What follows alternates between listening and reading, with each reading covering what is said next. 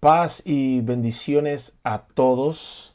Es un privilegio nuevamente estar acá compartiendo con ustedes estos estudios sobre la palabra de Dios. Específicamente estamos estudiando eso que se conoce como el Sermón del Monte, es la instrucción de nuestro Mesías Yeshua, de Jesucristo, enseñándonos acerca de la justicia del reino de Dios. Recuerde que el centro de esta enseñanza es el reino de Dios y su justicia.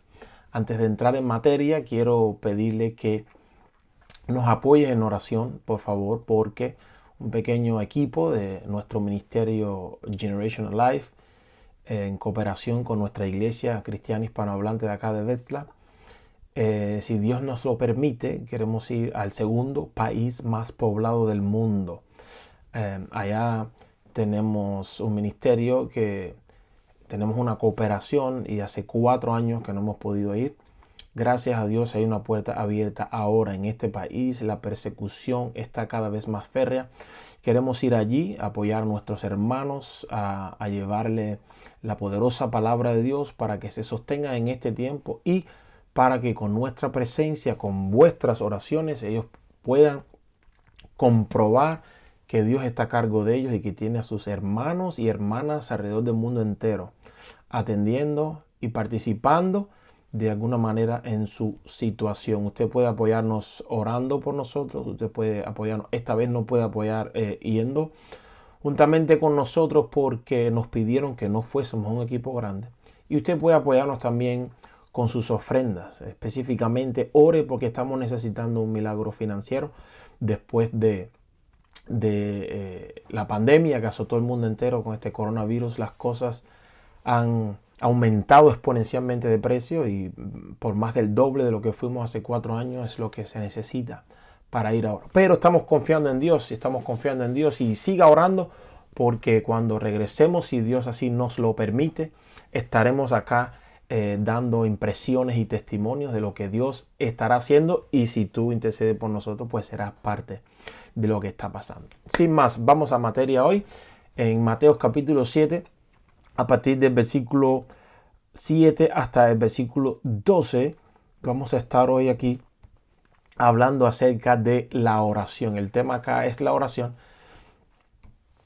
Y nuestro Señor ya anteriormente había hablado del tema de la oración, así que lo repita dentro de la misma enseñanza tiene un significado poderoso para nosotros.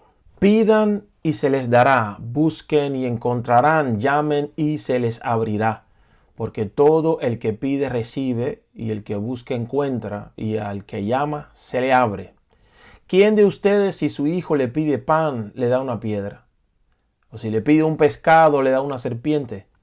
Pues si ustedes, aun siendo malos, saben dar cosas buenas a sus hijos, ¿cuánto más su Padre que está en el cielo dará cosas buenas a los que le pidan? Así que en todo, traten ustedes a los demás tal y como quieren que ellos los traten a ustedes. De hecho, esto es la ley y los profetas.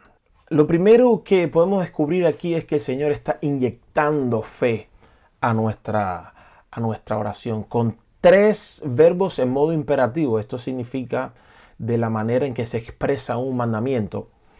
Nuestro Mesías instruye que debemos ser fervientes en la oración. Estos 3 verbos son: el primero es del griego aiteo, que significa pedir, suplicar, solicitar, requerir. El segundo verbo, que es seteo, que significa buscar, intentar, esforzarse, preguntar, pedir. Y el tercero, krouo, que significa llamar o tocar a la puerta específicamente. Ya el maestro les comentaba que ya había enseñado acerca de la oración dentro del grupo de sus enseñanzas en este conocido Sermón del Monte. Así que al repetir esta temática nos está enseñando acerca de la importancia, de la necesidad que tenemos de perseverar en ello, de perseverar en la oración. Esto lo podemos comprender con mayor claridad si leemos el pasaje paralelo que está en el Evangelio de Lucas. Y aquí quiero aprovechar este momento para aquellos que les gusta estudiar la palabra y decirle que hay algo muy importante y se llaman pasajes paralelos. ¿Por qué son importantes los pasajes paralelos? porque a veces se relata la misma historia desde el punto de vista de otra persona que estuvo en un lugar, y esto enriquece lo que se dijo, cómo se dijo y cómo se recibió lo que se dijo. Así que tenemos en este pasaje la oportunidad de buscar el paralelo que está en Lucas, y allí esta enseñanza acerca de esta promesa para los que oran fervientemente está directamente después de en ese sermón de allí, directamente después de lo que se conoce como el Padre Nuestro. Los críticos siempre quieren ver aquí discrepancias y que si se contradicen Mateo y Lucas. Simplemente parece que la enseñanza fue repetida en otra ocasión, y en esa repetición pues hay otros detalles que salen. Vamos a ir ahí en Lucas capítulo 11, versículo de 5 al 13. Vemos que antes de versículo 5, que es el paralelo de la enseñanza acá, está aquí la oración que se conoce como el Padre Nuestro. Y después, directamente después, él continúa.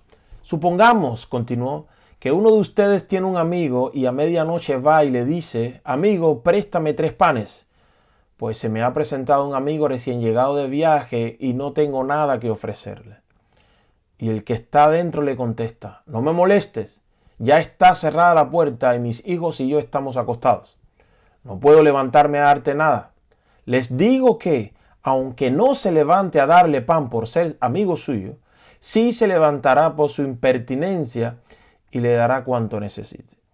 Así que yo les digo, aquí vean la continuación: pidan y se les dará, busquen y encontrarán, llamen y se les abrirá la puerta, porque todo el que pide recibe, el que busca encuentra, y al que llama se le abre. ¿Quién de ustedes que sea padre, si su hijo le pide un pescado, le dará en cambio una serpiente? O si le pide un huevo, le dará un escorpión. Pues si ustedes, aun siendo malos, saben dar cosas buenas a sus hijos, cuánto más el Padre Celestial dará el Espíritu Santo a quienes se lo pidan. Note acá que el pedir aquí lleva implícita la intención de querer recibir algo. El buscar implica el deseo de encontrar algo, y el llamar o tocar a la puerta involucra la finalidad de buscar una entrada. Así que no estamos hablando de cosas que se descubren o se hallan accidentalmente, sino Él nos está dando una promesa que se recibe como consecuencia de una búsqueda intencionada. Yo le traigo 3 ejemplos de esta acción que nos ayudan a entender un poco la profundidad y la intensidad en la que Jesús expresa estas promesas. Es como pedir con la misma intención que un mendigo pide limosna. ¿Por qué un mendigo pide limosna y está expuesto en las calles o a veces expuesto al frío? Porque sabe muy bien que si no hay quien le tienda la mano y le dé una ayuda, su vida corre peligro. Por lo tanto, está pidiendo con la intención, con la esperanza de que alguien le va a extender. Con esa misma intención Jesús nos dice que pidamos a Dios. Buscar como quien busca algo porque ha perdido algo de mucho valor. No sé si le ha ocurrido a usted que en la casa se le perdió algo que para usted es muy valioso. Y usted, como decimos, pone la casa patas arriba hasta que no encuentra aquello que se le perdió porque lo considera de mucho valor. Si a usted se le desaparece algo que no le es muy interesante, su búsqueda será de poco tiempo. Pero quien pierde algo que es de mucho valor, pues no cesará de buscar hasta que no encuentre. De esta misma manera nos está animando Jesús a orar. Y el tercer ejemplo es llamar a la puerta como quien quiere entrar a su propia casa, pero olvidó sus llaves. Si usted quiere regresar a su casa y sabe que hay alguien dentro y se da cuenta que se le olvidaron las llaves, usted toca y no para de tocar hasta que le abran la puerta, porque sabe que le corresponde, tiene el derecho, es su casa y el que está adentro lo conoce, y cuando escuche su voz o cuando vea su rostro a través de una cámara, le va a dejar entrar sin problema ninguno. De esta manera, con estas comparaciones, yo creo que se ejemplifica muy bien lo que Jesús nos está enseñando. Vamos a ir al Salmo 123, donde el salmista allí expresa el deseo, expresa su clamor, que ilustra muy bien al tipo de oración que nos estamos refiriendo acá. Hacia ti dirijo la mirada, hacia ti cuyo trono está en el cielo. Como dirigen los esclavos la mirada hacia la mano de su amo, como dirige la esclava la mirada hacia la mano de su ama, así dirigimos la mirada a Jehová nuestro Dios hasta que nos muestre compasión. Compadécenos, Jehová, compadécenos. Ya estamos hartos de que nos desprecien. Ya son muchas las burlas que hemos sufrido, muchos son los insultos de los altivos y mucho el menosprecio de los orgullosos.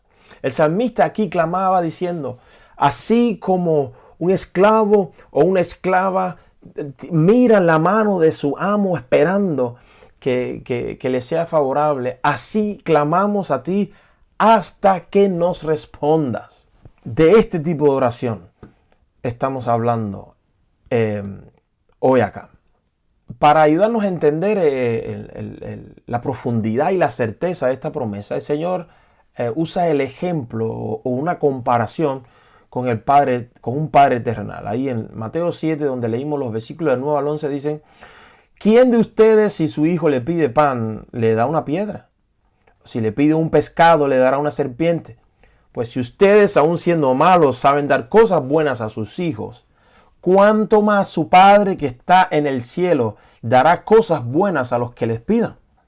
La palabra acá, cuando dice, si ustedes siendo malos, la palabra malos es la palabra griega poneros, que significa malo, malvado, pecaminoso.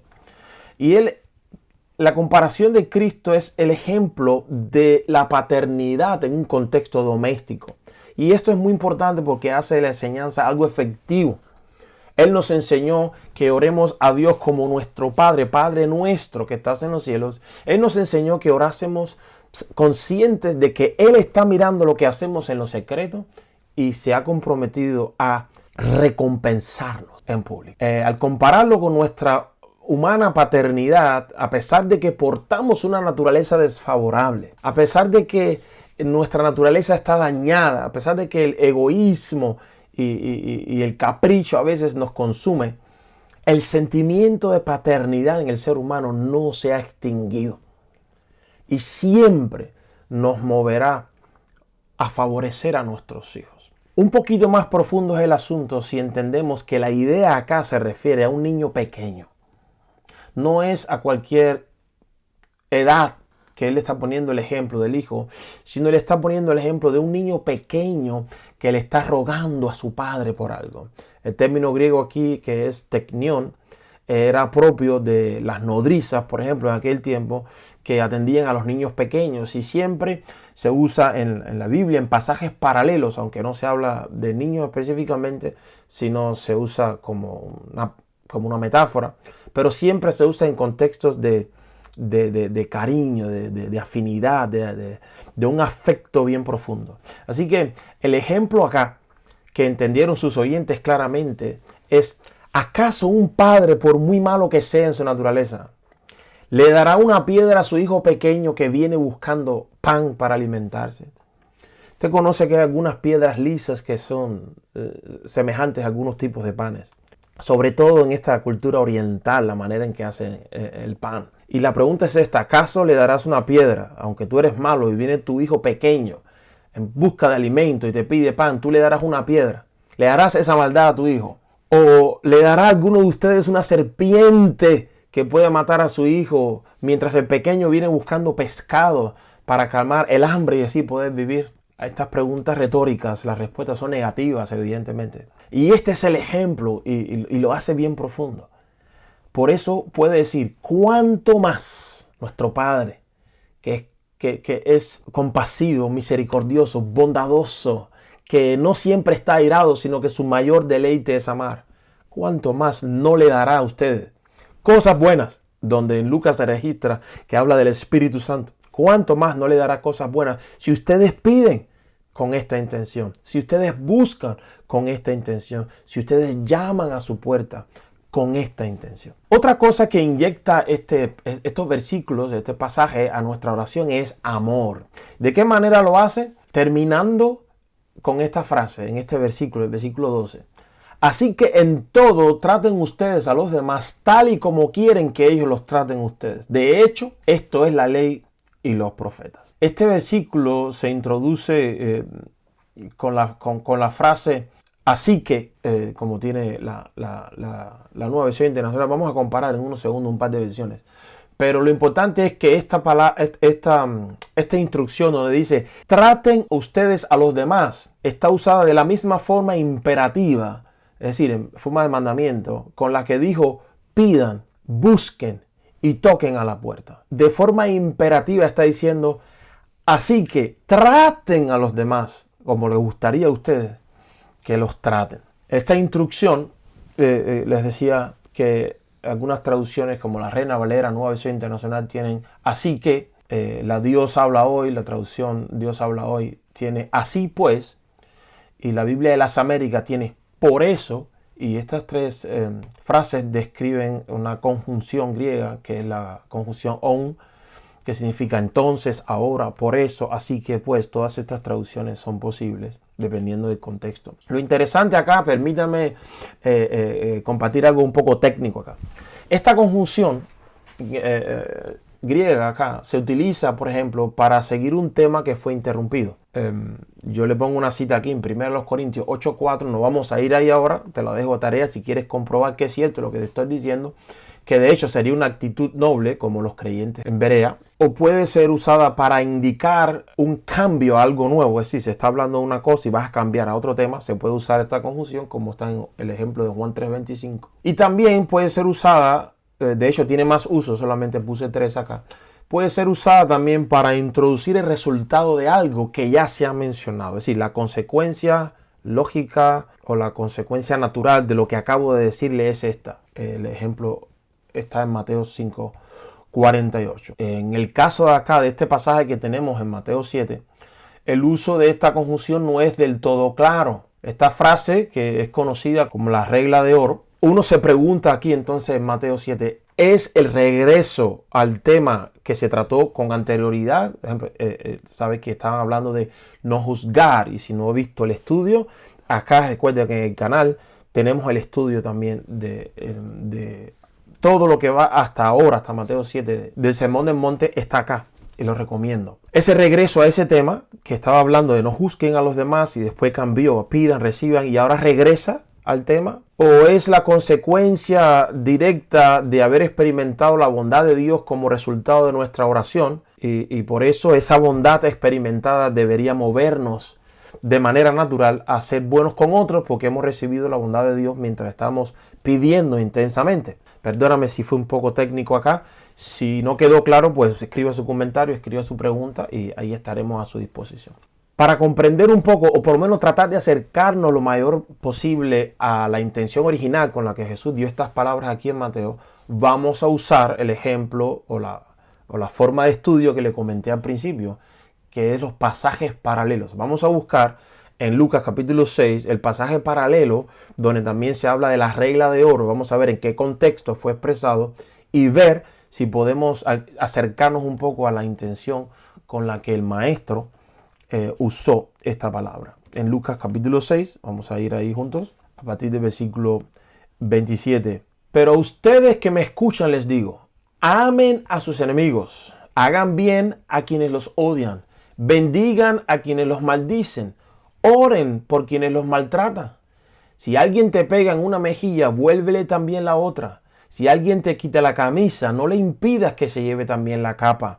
Dale a todo el que te pida, y si alguien se lleva lo que es tuyo, no se lo reclames. Traten a los demás tal y como quieren que ellos los traten a ustedes. ¿Qué mérito tienen ustedes al amar a quienes los aman? Aún los pecadores lo hacen así. ¿Y qué mérito tienen ustedes al hacer bien a quienes le hacen bien? Aún los pecadores actúan así. ¿Y qué mérito tienen ustedes al dar prestado a quienes pueden corresponderles? Aún los pecadores se prestan entre sí, esperando recibir el mismo trato. Ustedes, por el contrario, amen a sus enemigos, háganle bien y denles prestado sin esperar nada a cambio. Así tendrán una gran recompensa y serán hijos del Altísimo, porque Él es bondadoso con los ingratos y malvados. sean compasivos, así como su Padre es compasivo. Entonces, en este contexto de Lucas capítulo 6, vemos que hablando del amor a los enemigos, se habla del trato a los demás y también se incluye la oración. Entonces, de esta forma, el maestro está inyectando amor a nuestras oraciones y nos está enseñando que es un ingrediente que no nos puede faltar. Es evidente que la regla de oro, la regla también se aplica al tema de no juzgar. Y recuerde que vimos que es no juzgar erróneamente. ¿Por qué? Porque con la misma medida que juzguemos, así se nos juzgará a nosotros. Así que la regla de oro definitivamente es aplicable. No le hagan a los demás o háganle a los demás lo que te gusta que te hagan a ti o que me hagan a mí. Por lo tanto, a la hora de juzgar cuando nos corresponda, pues juzguemos de la misma manera que nos gustaría que nos juzguen a nosotros. Pero al estar ubicada aquí directamente después de la enseñanza de la oración, es ampliada el resultado o la forma en que debemos usar la regla de oro, es ampliada al hecho de que después de estarle pidiendo a Dios cosas buenas, nosotros debemos, si le reconocemos a Él como nuestro Padre, que es dadivoso, que es compasivo, que es misericordioso, nuestro deber es transmitir entonces su esencia a aquellos que se relacionan con nosotros. En otras palabras, si estuve pidiéndole intensamente algo a Dios para que me diera y le estuve clamando como mi Padre y Él me da, como hijo suyo, tengo el deber, y de hecho debe ser algo natural, de transmitir su imagen cuando alguien venga a pedirme algo a mí. Si estuve buscando intensamente, diciéndole a mi Padre que me ayudara a encontrar, cuando alguien venga buscando, donde estoy yo, debo ayudarlo a encontrar de la misma manera. Y así con Él llamar. Esta regla, para ampliar un poco nuestro conocimiento aquí, esta regla, la regla de oro, aparece de forma similar en muchos otros lugares. Por ejemplo, en la filosofía aparece de manera similar la regla de oro.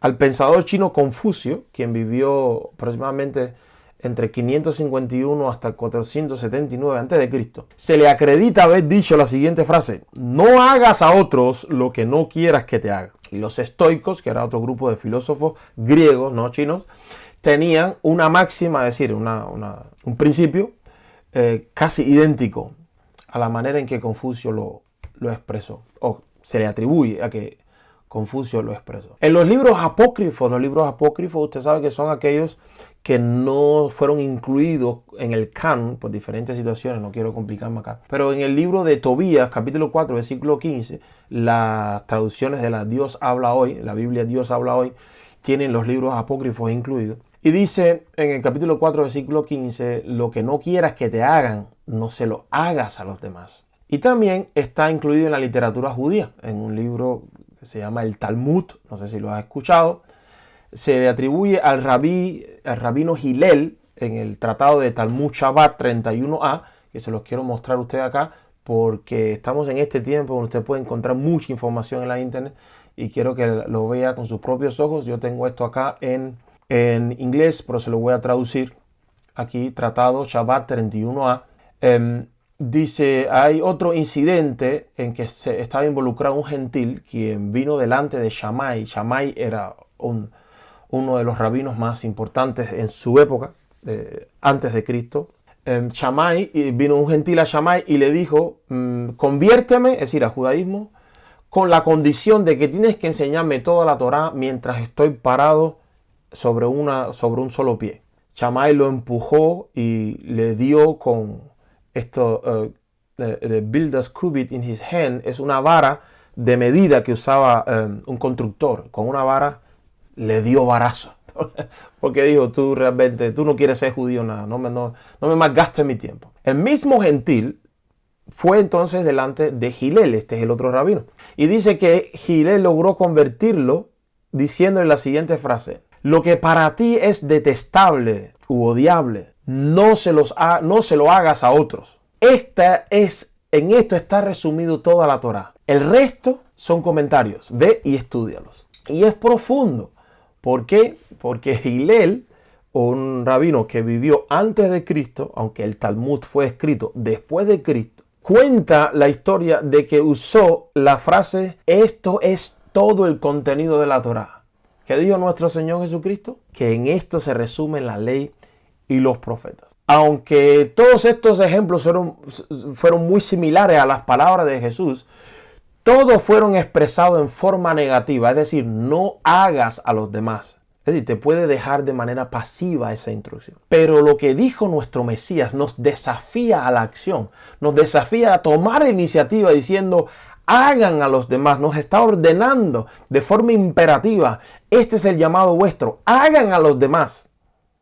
Esto, aunque es expresada de manera similar, las palabras de nuestro Mesías Yeshua fueron mucho más profundas que las palabras de todos estos sabios de su época que hemos consultado. En lo que ellos decían, no lo hagas, Jesús dice, tienes la obligación de hacerlo. ¿Por qué? Porque de esa manera expresamos, manifestamos la voluntad, manifestamos la esencia, manifestamos la naturaleza de nuestro Padre Celestial, que cómo nos mostró su amor, entregando, enviando a su Hijo, para que todo el que cree en Él no se pierda, sino que tenga vida eterna. Amados, nosotros ni siquiera habíamos nacido y ya Él había hecho algo en nuestro favor. ¿Cuál es el resultado de esta enseñanza? El resultado de esta enseñanza es un desafío a nuestra vida de oración. Y por eso me encanta la enseñanza de nuestro Maestro, me encanta la palabra de Dios, porque siempre nos desafían a la acción, nos desafían a hacer algo. No es simplemente llenarnos de conocimiento, sino darnos principios de vida. Y esta enseñanza acá es un desafío a nuestra vida de oración. ¿Por qué es un desafío? Vamos a ver algunas razones. Este tipo de oración que es poderosa y efectiva presupone, es decir, da por sentado, por llamarlo de alguna manera, o incluye necesariamente conocimiento de Dios. ¿Por qué? Porque son realizadas a Dios como nuestro Padre. De este tipo de oración que Jesús está hablando, a la cual está prometiendo que el que pide recibe y que el que busca encuentra y el que llama se le abre, son oraciones realizadas a Dios desde la perspectiva de Padre-Hijo. Así que para llegar a este nivel de oración necesitamos crecer en el conocimiento de Dios. ¿Cómo crecemos en el conocimiento de Dios? Estudiando su poderosa palabra. Y aquí es donde me entra a mí la preocupación, porque cada vez más observamos el poco deseo de los hijos de Dios en conocer, en estudiar su palabra. Vemos la pasividad que hay en muchos sectores de escudriñar la palabra. La gente se está simplemente conformando con lo que les estamos enseñando de los púlpitos. La gente no escudriña, cada vez menos asisten a los estudios bíblicos. Cada vez menos el pueblo de Dios está enfrascado en la tarea de hacer discípulos. Y esta es una de las cosas que queremos ir a hacer al segundo país más poblado del mundo. Queremos ir allí y ayudar a nuestros hermanos y hermanas con la tarea de hacer discípulos. Por favor, oren por nosotros. Este tipo de oración poderosa y eficaz presupone fe, incluye fe. ¿Por qué? Porque hay que confiar en la veracidad de las promesas de Dios y hay que confiar que cuando Él dice que sí es que sí y cuando Él dice que no es que no. Hay que confiar que Él tiene la llave maestra de David y cuando Él abre una puerta no hay quien la pueda cerrar. Y hay ocasiones hay que estar buscando y llamando a la puerta que parece que está cerrada pero en realidad está abierta porque Él ya la abrió. Entonces sin fe no podemos llegar a desarrollar una vida de oración a este nivel. ¿Y cómo crecemos en fe? Pues escuchando y escudriñando la palabra de Dios. Este tipo de oración poderosa y efectiva presupone perseverancia, porque la confianza genuina, esa confianza que vimos en el punto de la fe, se demuestra persistiendo hasta que se haya recibido lo que Dios nos ha prometido. No es siempre cuestión de oré y ya mañana vino la respuesta. Hay situaciones donde hay que perseverar orando. Porque en esa perseverancia demostramos que confiamos en Dios. En esa perseverancia demostramos que creemos que Él es fiel para cumplir todo lo que promete. Y en esa perseverancia le demostramos que el deseo de recibir algo de Él es genuino. Este tipo de oración demanda perseverancia. Este tipo de oración poderosa y efectiva presupone el deseo de experimentar a Dios. Porque sin este deseo, nadie se acercará a Jehová nuestro Padre, ni se dispondrá a perseverar hasta que se reciba lo que se está pidiendo, hasta que se encuentre lo que se está buscando y hasta que se entre por la puerta a la cual se ha estado llamando. sin el deseo de experimentar a Dios, nosotros nos rendiremos definitivamente de camino en esta vida de oración. Porque muchas veces nos acostumbramos a resolver el asunto nosotros, con nuestras capacidades, con nuestras habilidades, con nuestros recursos. Y oramos, bueno, si Dios nos responde, pues vamos a darle una ayudita. Y no es así. Nosotros tenemos que confiar en todo momento y persistir hasta que veamos a Dios obrando en nuestras vidas. Así de simple, solo recibe el que pide. Así dijo él, el que pide recibe. Solo encuentra el que busca y solo se le abre a aquel que persevera llamando a la puerta. Ahora usted puede decir, bueno, a veces yo no he pedido y Dios me ha dado cosas. Amén. ¿Y con qué frecuencia Dios lo hace? Pero de lo que se está hablando acá, recuerde que está expresada en forma de mandamiento. Lo que se está hablando acá es de una oración perseverante en todo tiempo. Una oración que confía en un Padre amoroso y no deja de hacerlo hasta que vea su respuesta. Recuerde el pasaje paralelo de Lucas, donde es un amigo que va a ver a otro amigo porque le llegó un amigo a medianoche y no tiene que darle para comer. No era para sí mismo que estaba buscando ayuda, era para su amigo que llegó y él fue a donde estaba el otro amigo. ¿Por qué fue a ese amigo específicamente? Porque sabía que ese amigo podría suplirle la necesidad de su otro amigo. ¿Por qué fue a ver a su amigo a medianoche? Porque sabe que aún a medianoche ese amigo es tan bueno que atiende la necesidad de sus amigos. Por eso fue allí y Jesús da este ejemplo diciendo, les digo que tal vez no se levante por ser su amigo, pero por la impertinencia se levantará y ciertamente le hará lo que necesita. ¿A qué se refiere la impertinencia acá? En ese pasaje de Lucas. ¿Cuál fue la respuesta que dio el tercer amigo, aquel que se le tocó a la puerta? Él dijo, no te puedo atender porque mis hijos están durmiendo. ¿Cuál fue la impertinencia? Que estaban molestando a sus hijos. Entonces, por proteger a sus hijos, se levanta y le da al amigo lo que su otro amigo necesita. Vea que al amigo le dijo, esta no es la hora adecuada para venir. Le podía haber dicho, ve mañana por la mañana. Pero el amigo estaba insistiendo. ¿Por qué? Porque el amigo sabía que él no solamente tenía lo que podía darle, sino que tenía la disposición de darlo. ¿Y qué es lo que movía su corazón acá? La impertinencia que estaban molestando a sus hijos que ya estaban durmiendo. Entonces, si no se levanta por ser amigo, por la impertinencia, por proteger a los suyos, sí se levantará. Y este es el ejemplo acá. Y para mí es poderoso y bien profundo. ¿Cuánto más no dará Dios a sus hijos cuando nos están siendo impertinentes, cuando nos están molestando, cuando nos están limitando? ¿Cuánto más nos responderá? Aleluya. Por supuesto que se trata de pedir correctamente, se trata de pedir con la intención adecuada, se trata de pedir en sometimiento al plan de nuestro soberano Padre. Recuerde que la oración del Padre nuestro comienza, santificado sea tu nombre, venga tu reino, hágase tu voluntad. Sin ese sometimiento a la voluntad de Dios, este tipo de promesa no tiene lugar. Y para confirmar bíblicamente lo que estamos hablando, vamos a ir juntos a Santiago capítulo 4, los 3 primeros versículos. ¿De dónde surgen las guerras y los conflictos entre ustedes? ¿No es precisamente de las pasiones que luchan dentro de ustedes mismos? Desean algo y no lo consiguen, matan y sienten envidia y no pueden obtener lo que quieren, riñen y se hacen la guerra, no tienen porque no piden y cuando piden no reciben porque piden con malas intenciones para satisfacer sus propias pasiones. Vea cómo Santiago lo formula acá. No tienen porque no piden. Pero cuando piden, no reciben porque están pidiendo mal. Porque no están pidiendo conforme a la intención de Dios, conforme a su propósito. Están pidiendo cosas que les va a hacer daño. Recuerda que dice, ¿cuánto más vuestro Padre no le dará cosas buenas? Y al afirmar que nos da cosas buenas, también incluye que no nos dará cosas malas desde la perspectiva suya, recuerde. Entonces, si estamos pidiendo mal algo que nos va a causar daño a mí o le va a causar daño a otros, pues dice, piden y no reciben. Entonces, no es una búsqueda caprichosa, no es un pedir porque quiero pedir y voy a patalear acá como un niño chiquito que quiere un caramelo y no me voy a dormir hasta que no me deje el caramelo. No se trata de eso.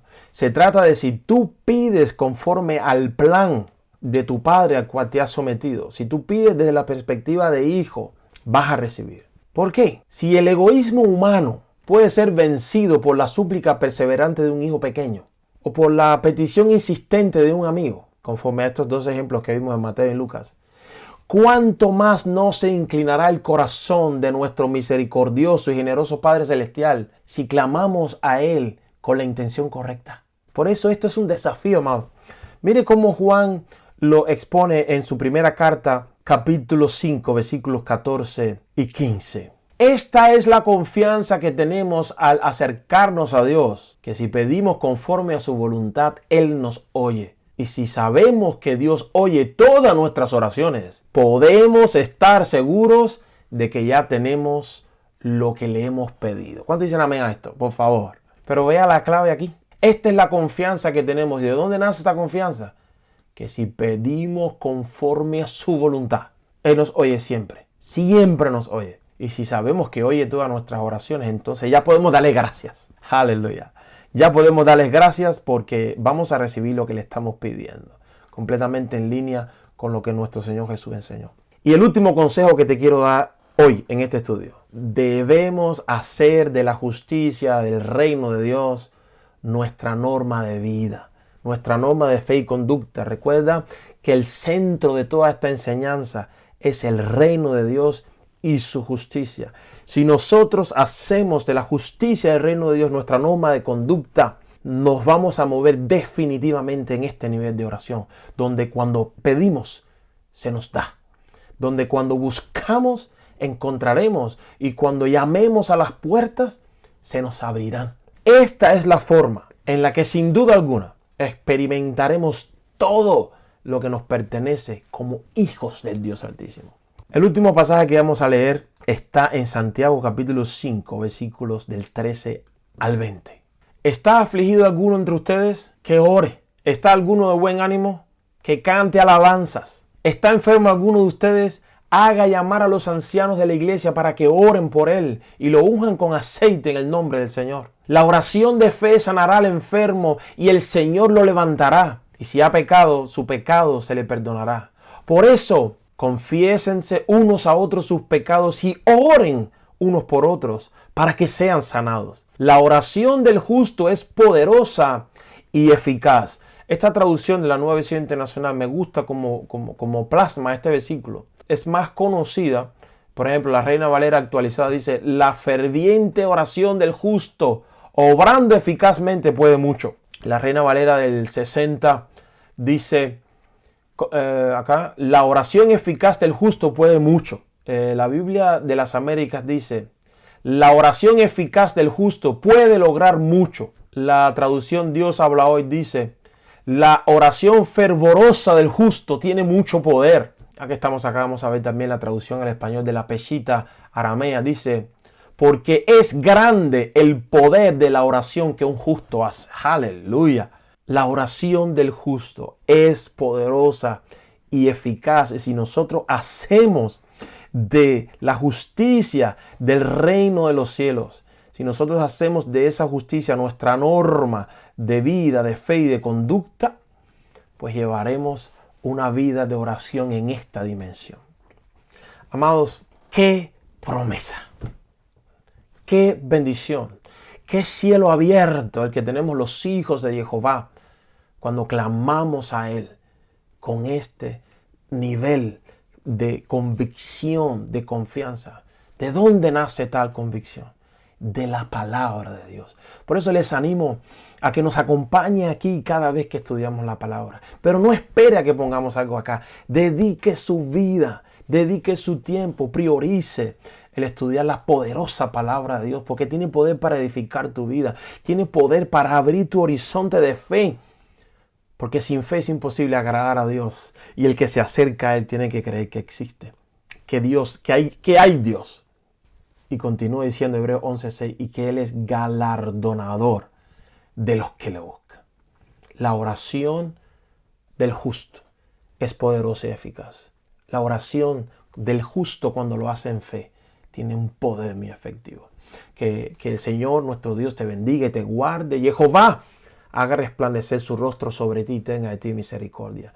y Jehová fija en ti su mirada para poner en ti su paz. Y esa paz del Todopoderoso que sobrepasa todo entendimiento humano, guarde tu corazón y guarde tus pensamientos en Yeshua HaMashiach, en Jesucristo nuestro Señor. Amén y amén.